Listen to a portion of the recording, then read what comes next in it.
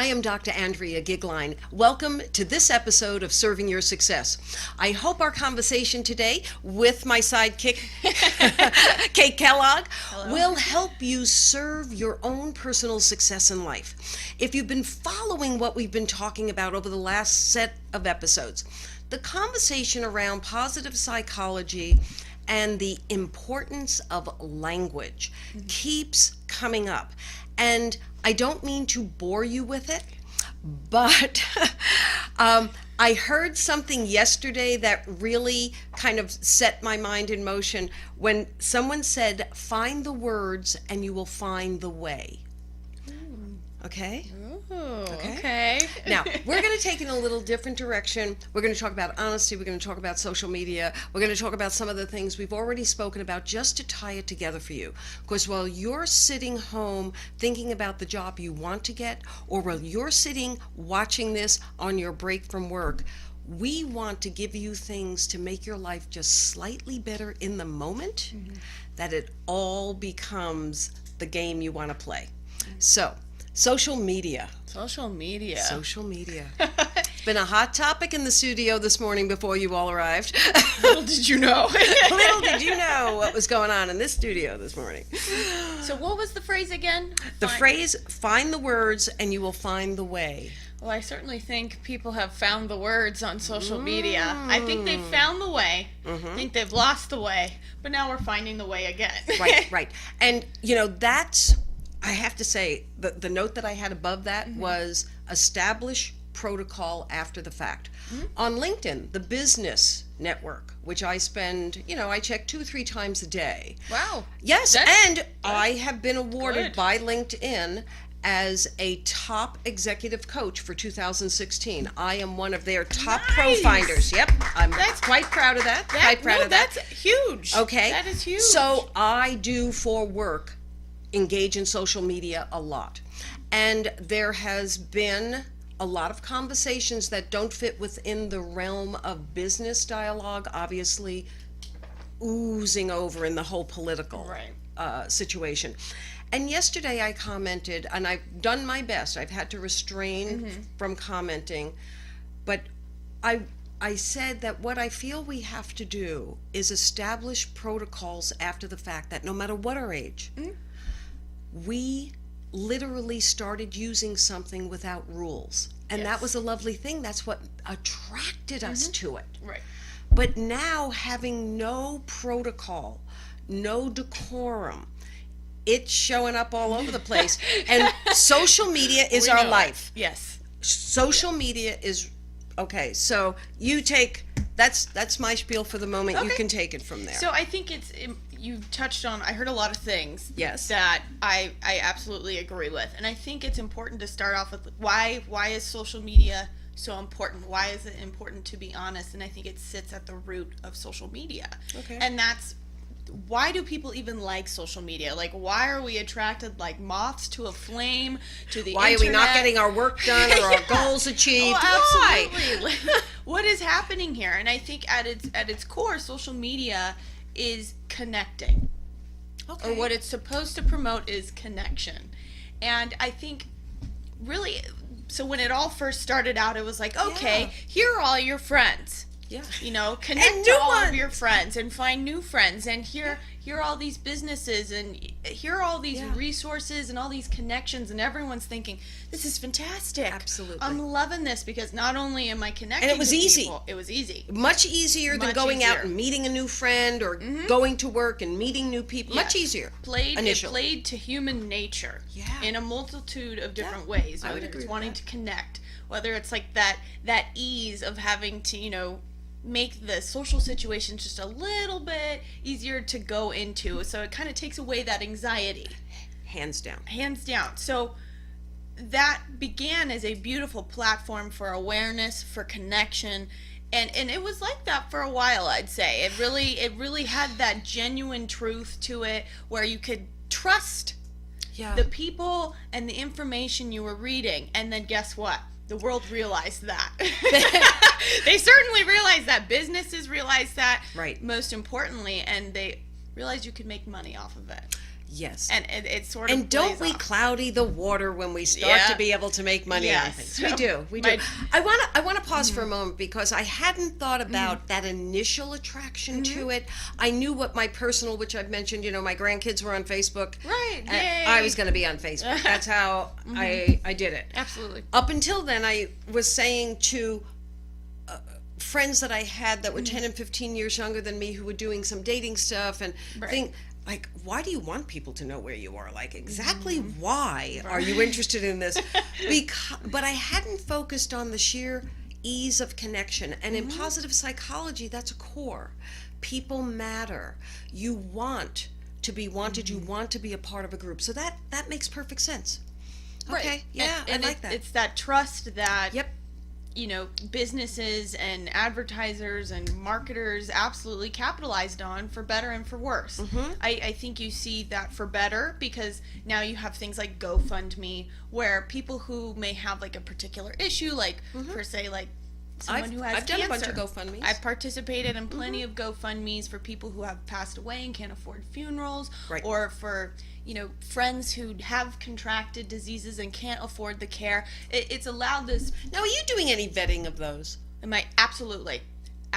Okay. Yes, there is an entire vetting process that I personally go through because that's your money. Yeah. And I mean, honestly, that's something that should be exercised to all nonprofits. Right. Really, because Right. you don't know the second that your money, after you push enter, save. Because when I know that when I first got requests, they were coming directly from people I knew. Right. So then that was an easy decision. Is this something I wanted to do? Then the second wave of someone's died, someone's sick, and generally I wouldn't know them, and I was like, whoa, wait a minute. Right.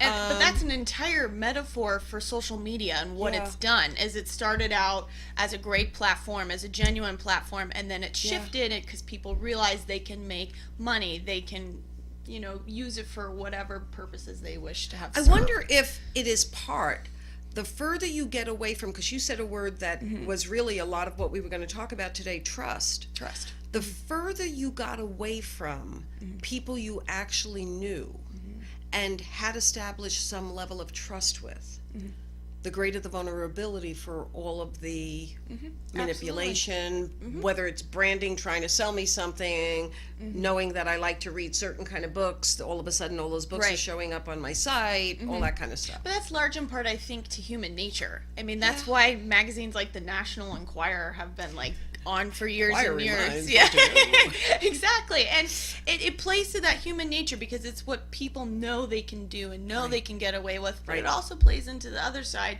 where they know people are going to buy into it. Right. Because it's whether people you touch an want to or emotional not to. chord. Yeah. Okay. They're gonna hit it. But I mean, absolutely, there's a vetting process. Like my brother went to University of Nevada, Reno, and he was in the Lambda Chi Alpha fraternity.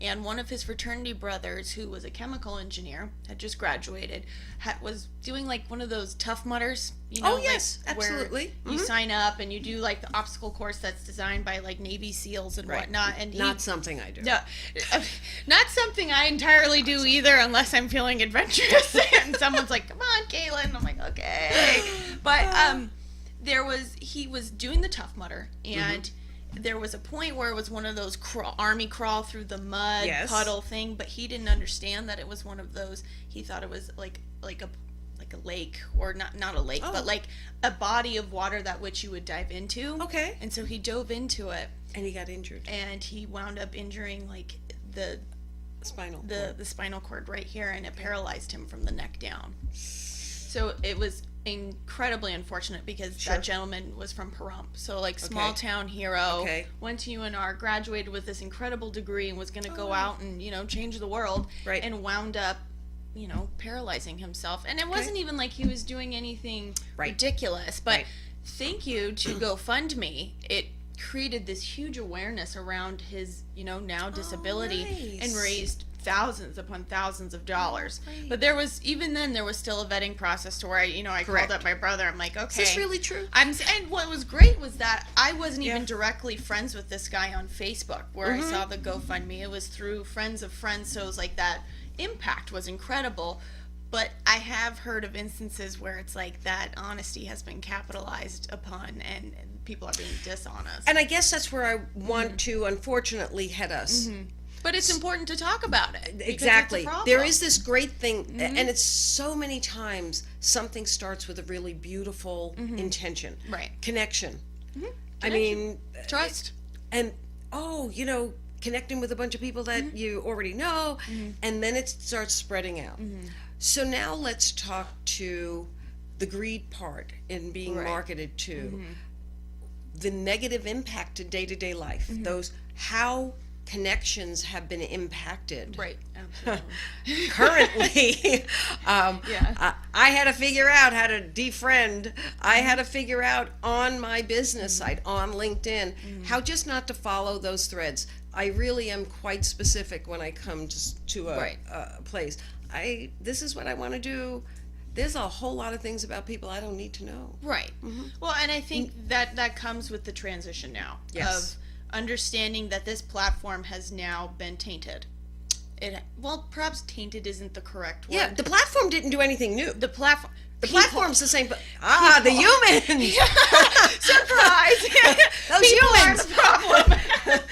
So we are the solution, and we are the problem. Well, that's in all things. There's good people and bad people in all areas, and it's a matter of just becoming aware of that. So and compensating for that. And it's what we always come back to is that self-awareness. It's like you have to understand that there's a responsibility with these social media platforms. Like, hey, guess what? Everything on here that you're reading may or may not be true. Like, the people that you're coming into contact may or may not be having your best intentions. And I feel like that's something, comes back to, like, your childhood where your parents, tell you, like, be aware of your surroundings, or at least that was something that was, taught to me, like, hey, Caitlin, when you go into a certain place and you are by yourself or with friends, be aware of the people around you. Yeah, so I'll go back to the protocol. Like, how do we? And again, with the weight of all 77 million of them on your shoulder. Right. Putting rules, breaking rules seems to be a wonderful thing generationally. I would say that it is what the 15 to 25, 30-year-olds always engaged in. Mechanisms such as social media and the internet makes it appear as though they're doing it differently. Right. I think we're just aware of it and the volume of it. We have a platform to see it. Right. Are you going to be open to having rules put in place after the fact? Well, I hate to use the word rules. I know. We've heard about that. You guys hate You guys really don't like rules. I think it's better to say boundaries. Because rules kind of has this authoritarian, like, aura about it, where it's like, you have to do this in order to gain success, or 1 + 1 must equal 2, otherwise there's no way you're going to achieve success. So what does a boundary look like? So I think a boundary looks something along the lines of probably, again, exercising like that. Actually, this is really tough what that boundary looks like. Gosh, look what you're doing to me. I know. You're exhausting my brain. But I think it's perhaps the boundary is like suggestions or like initiatives, like setting precedents. That's like, here are these boundaries we have to set for ourselves. So I'll give you an example though. Yeah. That was and this was my age group. Many months ago, I posted something and I found that people entered into an antagonistic conversation, and I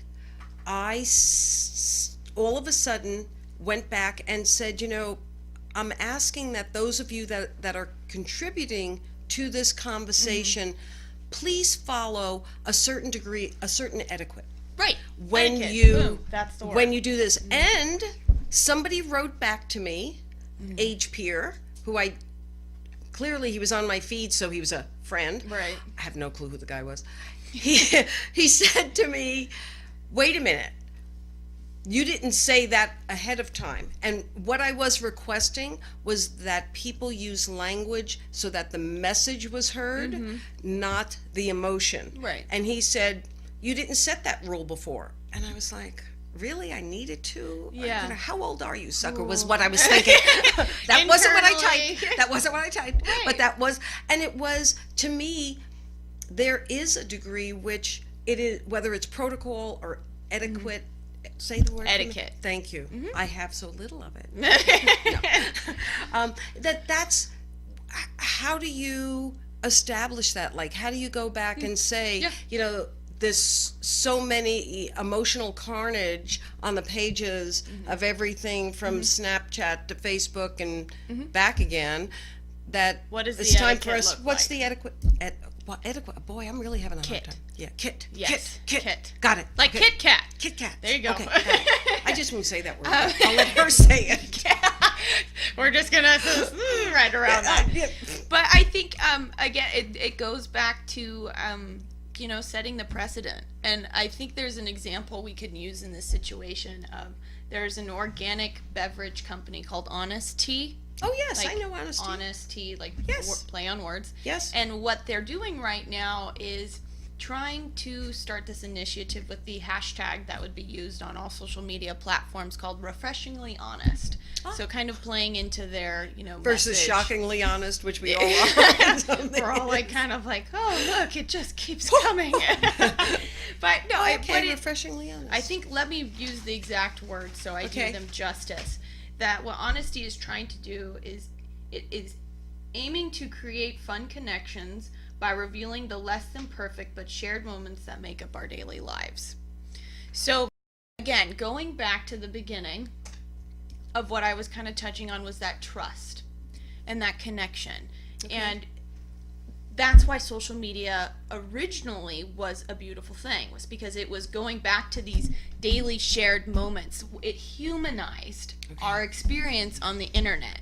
And that's the whole point of advertising and marketing, I think, is you humanize that product, you humanize that experience, and then people go, oh, yes, that's I relate exactly to that. why I'm proud of want that product. There are some products I don't buy because of things they're associated with. Exactly. It's like right now with the Syrian refugee crisis, like Starbucks is now making an initiative to hire those individuals that are currently here. Yep. And but then it's also Subaru. When you look at their commercials, With it's the all dogs. about, the dogs and the family, and it's marketing to those people, and you're like, wow, I just totally loved that commercial afterwards. And I will tell you that I actually started buying a yogurt, one that comes out of Canada, CHO Chobani. Chobani, yeah. Chobani, because that man is of one of the Middle Eastern. I don't think he's Syrian. I'm not exactly he's not sure. Syrian. But he donated $700 million to get around governments in order to help relocate. Right. The minute I heard that's what he was doing with the money from his company, I started buying that yogurt instead of other yogurts. Right. I didn't have to like it the most. I could align with what that person was doing. Right. So, and that's easy for television, I guess, for commercials in that regard. Easy to do that. They don't have the weight and the burden of the internet. So they have these 2-minute commercials in which they can humanize themselves with you. Okay. Whereas social media is like a whole different ball game. It is a whole different ball. And so I think it goes back to just setting that precedent, looking at that hashtag refreshingly honest, and you have to put the word out there, and it's honestly up to the people at that point. I mean, you can't force anybody into anything. Are you willing in your own feeds to set boundaries? Absolutely. Do you state them? Do I let the other people in my feeds? I personally choose not to, because you know what? People don't want to hear it. Well, you're being a little contradictory. Come back. Okay. What I should clarify is that I set the boundaries I want for myself in my bubble, right? Okay. So I don't feel the need to share that boundary, because necessarily the people who are going to engage oftentimes are the ones not willing to change. The people who do want to change, perhaps are like, okay, that's really great that Caitlin said that, moving on with my day. Right. I guess that's what I'm trying to say, because oftentimes I feel like people feel it's easier to criticize on social media than it is to encourage. Yeah, because you're not so face that's to what face. it really plays into. It's that demon of social media. So I mean, like, do I feel there will maybe come a time where I'm like, hey, everybody, like, this is what I'm doing. I encourage you. I encourage the positivity and to exercise that same notion for yourself. I'm not afraid of that. No. Yeah, I know that I did it, and I got varying degrees of criticism from things like Yelp and Amazon reviews. I have a personal, which aligns with what I teach in positive psychology. I will only put online positive things, those things I want to have amplified and put forward. Right. So when I actually start out a review by saying, I only write reviews that I can give 4 and 5 stars to. I don't have a need to give someone a 1 star and tell you about it. Right. I have a need to go tell that person and get it corrected. But I Right. don't have a need for all of the whole, to bash people at a massive level. But I let people know that about my ratings, because when anyone puts up Dr. Success on Amazon, you're going to see I like every book I read. Well, it's because I don't put reviews on the ones that I don't, and I need to have that clarified. Well, I think what we need to clarify here is what happens on social media is you're allowed to critique things. I think that it's absolutely, you are encouraged to dissent, but it should be well thought out, and it should not be hateful. There is I guess there's just a proper way to say things. Like, you can be mature about the manner in which you operate. My dissertation chair, Roy Jakes, had a saying, if common sense was so common. Or common sense really isn't that common. And I loved it. It was one of those things that really rang true. Common sense is not that common. Yeah. He said that to me 25 years ago. And here we are staring it in the face. And that's, it should. And part of the reason it's not common is because groups have norms. Right. What is acceptable for a 14-year-old would not be acceptable potentially to a 55-year-old. And so it's like, whoa, wait a minute. Well, there's all different levels, so it's not common. And that's why I say you said, you can't do it respectfully, do it with an informed opinion. I have also the habit of saying when my opinion is my opinion. There are things I know very deeply. I know positive psychology very deeply and its application very deeply. If you talk to me about quantum physics, I know the top 4 sentences that I repeat about that aligns with things that I use. Never come to me for an analysis on what the quantum physics answer is to something. But I let people know that. And many others will they'll say an opinion or a point of interest as a fact. And I think that that's part of where we are. We're in this word mess of opinions, and how do we back away from that? How do we say my opinion is my opinion, and then we can have a conversation about my opinion, but stop making everything so hurtful because you're either with me or against me type of mentality. And trust me, I've said that you're either with me or against me in my life. Sometimes it just gets too darn wearing. Well, there's a time and a place for everything. And that's what social media has muddled. Is that entire concept. And so that, again, it just goes to that awareness. Like, it's like, I feel like everybody needs to sit down and have a social media class. Like, do we really need to start having that in schools? Like, hey kids, guess what? But it speaks to the whole bullying concept too. Correct. It's like, okay, here are all these things. It's like a life class. Lord help us. Like, that's what there you go. We're gonna have to start life doing. is, and honestly, that makes sense to me. Yes. As life changes, we don't come back together. When people are over, I forget what age it is, something like 80 or 85 years old, you have to actually go back and retake a road test again. Yes. I have felt that way in the last year about voting and politics, and we honestly, don't know what it is we're really talking about, because politics has not been a part of our life in the way that social media brought it into our life. And we don't know. I, unlike you, did not go to school for political science. I honestly don't know what it takes to govern. I know that it bored me to crap the way I thought those people, honestly. No, but that's I thought they were that's a bunch fine. of useless, never got anything done, took twice as long. We business people know how to do it so much better. I honestly, I held that opinion. And now that that's been blown up, I recognize I don't know I don't have as high a level of what it takes to govern Right. as it does to run one of my businesses. Right.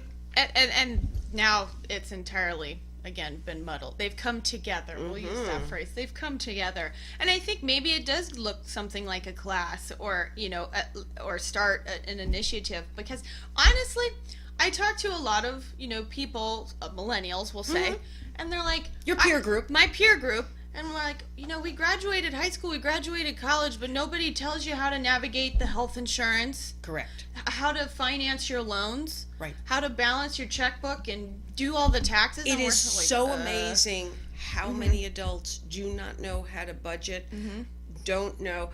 I had the benefit of a Depression era parents. Right. They were going to teach me.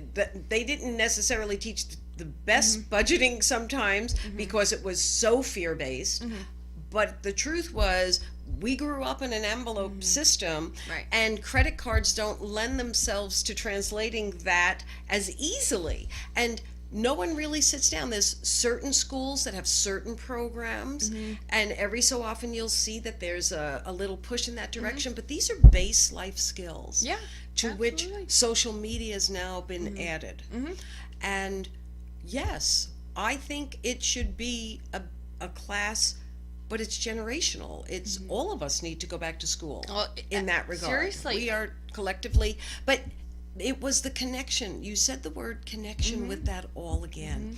That seems to be the thread that works through that. Right. And with connection, the concept of honesty. And I wanted to pause and do one thing, because we were going to talk about trust and honesty and social media. That was the topic that we Right. were, That's what we are addressing. okay. And so I went into the book, which is the Values in Action, the Character and Strengths Bible that I work with, and looked up the characteristic of honesty. Oh, okay. What did Okay, it say? so integrity, authenticity, and honesty capture a character trait in which people are true to themselves, accurately representing, both privately and publicly, internal states, intentions, and commitments.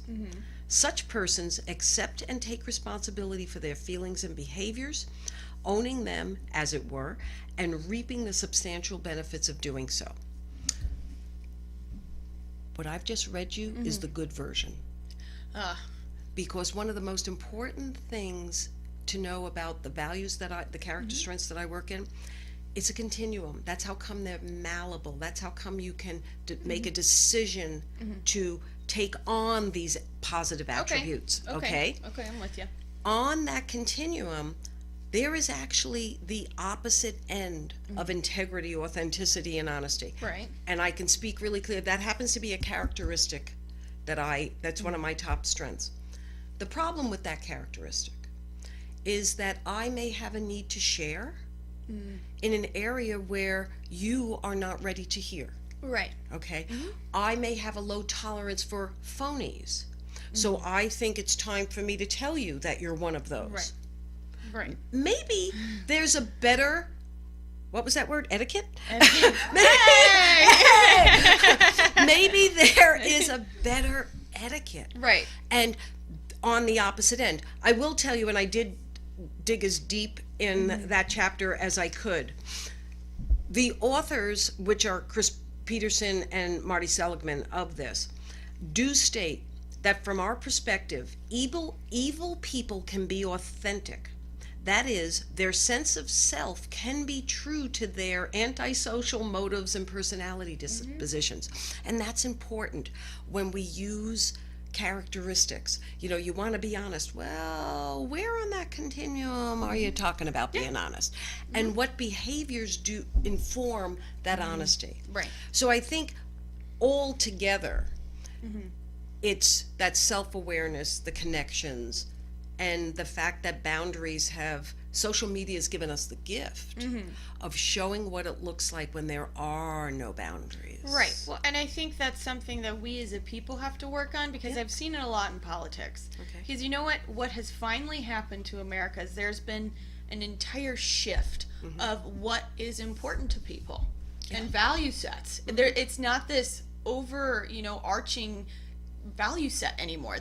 It's different definitions of what it means to be a family, what it means to be a certain gender. Yep. So I think the word comes back to connecting and coexisting, and having that, what we'll go to is our integrity. Yep. And our honesty, and understanding that, guess what? You have to learn to coexist with one another. Correct. Because you can sit here and tell me, okay, well, this is the way I think a family should be, and on the other side, well, this is what I think a family should be. Neither of you are wrong, because that is entirely, in my opinion, I don't think either of those individuals, or the multitude of opinions, are wrong. Ways to do it. Because that is the way in which you are allowed to govern your life. That is your freedom. Okay. And I mean, obviously within reason. Like, I'm sorry, you can't go around taking away someone's life and dictating, within. No baby stealing because Right. you want to become a family. Right. Within. But see, the problem is I can't say ethical boundaries, because some people would define ethics within their religion or within a certain, creed that would discriminate against someone else's opinion. Okay, and one of the greatest challenges is constantly having to hedge. And until we learn to articulate what we mean, Right. self-awareness, and be able to state it clearly. Going back to language, when you find the words, you will find the way. Right. Okay, Ooh, that's there we what go. that's what that looks like. There is a weary feeling of having to hedge so much. Right. Like, Yes, please, absolutely. the word boundary, we are actually starved at this moment for boundaries in everything. Humans do their best Right. when there is a bit of clarity. And right now, it's not clear. We've been having decades, probably 5, 6, 7 decades of shifting social change. And we are now pulling back in order to say, whoa, what do we do before we go forward? Right. Business, because they sell to us, because they're in our life at a Right. bigger level, almost than politics has been, is responsible at a very different level. And it will be interesting to see what demands you put on that. You meaning Right. you and your 77 million friends. That Those friends of yours? Yeah, Right. yeah, because my 60 some odd million want to sell stuff to you. Right. Just saying. But it is this lack, or I'm not going to say, I'm going to reverse it. I'm not going to say it from the standpoint of what we're missing, but what it is we're walking towards. We're walking towards the desire to have connections that are truthful, and that in fact, when we enter a given arena, we know what is the proper protocol or etiquette to bring into it. And up until this point, we have been in the social experiment of social media. Yes. And it gave us the gift of blowing it up. What's the best thing? I know we've talked about this on a few shows, but just think back in the last week, the best thing social media gave you. Oh my goodness. Oh, it's so funny. I was sitting in, this is a personal experience. I think what social media has given me was, last night I was at the nail salon, and I'm sitting there, I'm just kind of minding my own business, like decompressing after my day. And this lady was walking around the salon, and she had this baby. And I'm thinking, oh gosh, there's, there she is. She looks so tired. Like, this is a brand newborn baby. Like, and Right. it's got its cute little, fluffy little outfit on. And it's just very sweet. That I was kind of like, oh, okay, that's so nice to see mother and child, bonding. And she was walking back and forth and playing with the baby. And, I'm thinking this is her child. And then I see this other woman across the salon get up and say, thank you so much for the services. And the lady comes over and gives back the Take your baby. baby. And she's like, and it That's wasn't like service. a mother-daughter thing where she's like, "Mwah," like, Right. thank you, mom, or there was no Right. mom uttered. And then the lady exits with the baby out of the salon after she pays.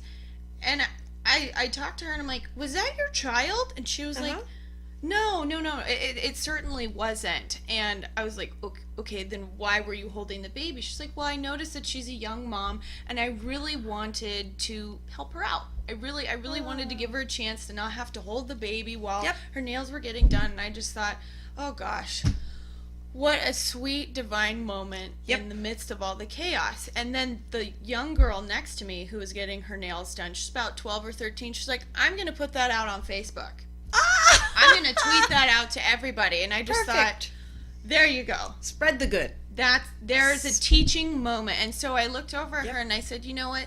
Thank you for doing that. And Yes. she was like looking at me like, what do you mean, lady? Like, Yeah. And I was like, well, no, thank you for taking the time to realize the importance behind that moment. How'd you feel when someone thought you were old? It was, Hey, it was lady. a scary moment. It's like, look, kid, I was your age. I not was too you long ago. yesterday. Yeah, and that's when I thought, oh gosh, I am getting old because I'm the one having to justify, validate me. Yes. I am young. Like, no. But, like, thank you for using that ability for, Absolutely. good. And she was like, oh, yeah, like, you're right. And I'm like, Right. oh, God. Yes, yes. Yeah, but it was a really, powerful moment. And everybody in the nail salon kind of looked at each other and was like, you know what, that we all kind of needed that. And it was all different walks of life in there. And it was like, okay, so that's been the best gift social media. And I think that that's really a great one to end on, because you left us with a story that says, no matter how something has been used negatively, we always have the power to take it back. Yes. So whether you're at your job and you're going back and forth in memos, or you're texting about how terrible that boss is, you have the ability to change that in the moment. And know that putting out the best parts, pausing when someone does something good on social media and is telling you about a good use of it, is the way that we will be building better and better boundaries, protocols, etiquette, whatever it is. We need something, and we are the people who can get it put together. Yeah. So thank you so much for joining Kate and I today. Our topics will change from week to week, but always know that the intent is to serve your success. No matter where you are in life, serve your own success. Thank you. Thank you.